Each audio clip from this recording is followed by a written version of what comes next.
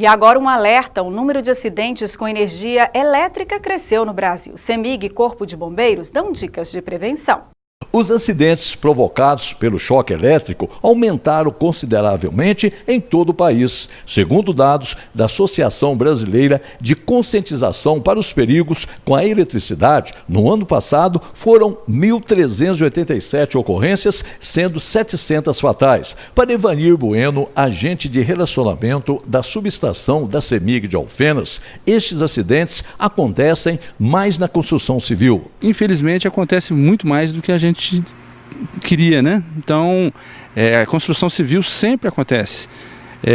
O pessoal fica operando com esses vergalhões próximo no alto das construções e muitas vezes encostam, às vezes nem chegam a encostar, causando curto-circuito e a pessoa, infelizmente, vai a óbito por queda ou mesmo pelo choque elétrico. Quando a pessoa encosta na rede elétrica ou chega muito próximo dela, ela se torna um condutor de energia elétrica. O corpo humano é um bom condutor de energia.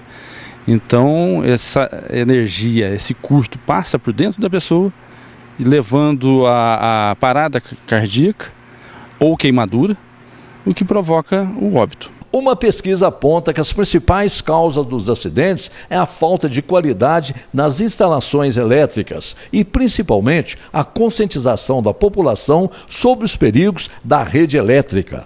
É comum, infelizmente, também acontecer acidentes nas residências, dentro de indústrias e comércio.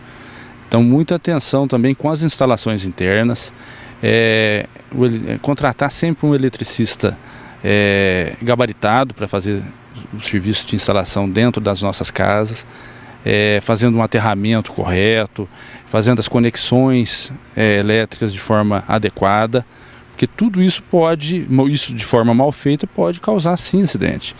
Então, quem for trabalhar com a rede elétrica, sempre quando a pessoa dentro de sua casa tiver alguma dúvida, procure um eletricista. Não tente fazer aquilo que não sabe.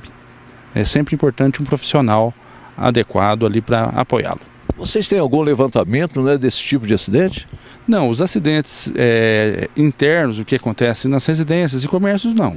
Esses muitas vezes não chegam até nós. A gente tem, é claro, os levantamentos de eventuais incidentes e acidentes que ocorrem na nossa rede elétrica. Em relação aos incêndios gerados pelos curtos-circuitos, todo o trabalho de prevenção deve ser feito por pessoas com especialização, como o Corpo de Bombeiros, que são preparados para prestar socorro com mais segurança. Existem algumas situações que o Corpo de Bombeiros é acionado, tanto com pessoas que trabalham na rede elétrica, nós já fomos algumas vezes acionados e socorremos, assim como pessoas também dentro da própria residência, utilizando aparelhos eletrodomésticos, entre outros, já fomos acionados sim algumas vezes. Ô sargento, e qual é o procedimento, né, da ação do Corpo de Bombeiros e com essas pessoas, né, que sofrem esse tipo de acidentes? Bem, primeiramente eu vou orientar a população de como evitar. Então são situações simples, como vai chegar na época agora, podemos citar a utilização de pipas. Então a gente orienta os pais que passam a orientação às crianças ao seguinte: se for soltar pipa, vocês crianças, jovens, utilizem em locais abertos e também observem se há algum risco, o próprio clima de relâmpagos ou outras coisas. Pipas, não evitem soltar perto de fiações. Vocês jovens, se a pipa ficou presa em um fio elétrico, deixe lá, faça outra, não tente retirar. Outra situação, linhas metálicas com cobre ou cerol, não façam, vocês estão correndo um grande risco, até mesmo em papéis laminados da pipa, porque o risco de choque elétrico é muito alto.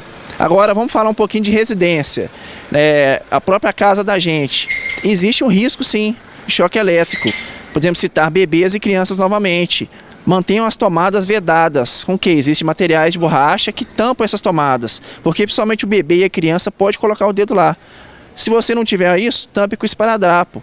Mantenha a sua casa em boas condições, como eu disse, a fiação elétrica, fios desencapados, fios em más condições, e isso pode gerar um curto-circuito, até mesmo se você utilizar a fiação na forma errônea, diversos fios e muitos aparelhos ao mesmo tempo. Isso gera uma danificação dos seus aparelhos e podendo gerar um curto-circuito ou até mesmo incêndio na sua residência. O risco com choque elétrico está presente em diversas atividades que realizamos, tanto no trabalho como no lazer. Por isso, é importante prevenir, seguindo as normas de segurança, protegendo.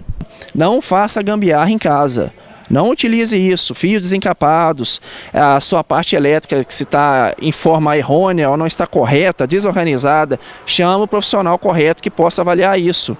Porque pode ocorrer o risco de você perder os seus aparelhos ou então até mesmo, dependendo da estrutura da sua casa, vir a ter um incêndio. Então essas são as dicas. Mantenha a calma e em caso de emergência sempre ligue 193, que nós vamos agir de forma rápida, sensata e eficaz.